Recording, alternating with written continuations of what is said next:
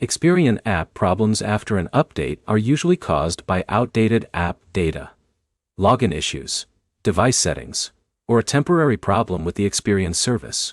By the end of this video, you'll know the steps to fix the Experian app when it stops working after an update, including login problems, loading issues, and crashes. Start by checking whether the Experian app has a new update available. App updates can sometimes require another update if the first installation did not complete correctly. If the app opens but does not load your account information, close the Experian app completely and reopen it.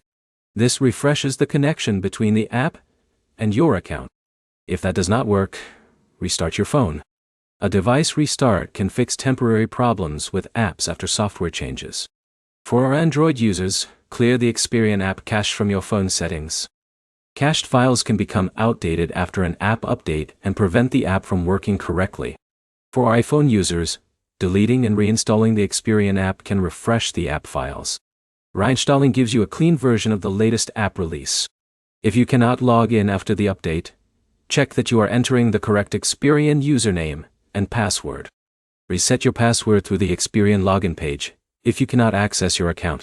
Make sure your internet connection is working properly. A weak Wi-Fi or mobile data connection can stop the app from loading account details. Also check whether your phone operating system supports the latest version of the Experian app.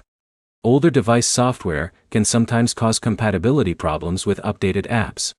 If the Experian app is still not working, check whether other users are reporting similar problems.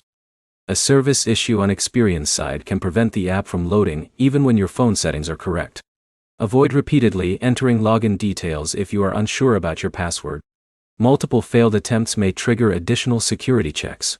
The fastest fix is usually to update the app, restart your device, refresh the app installation, and verify your login details.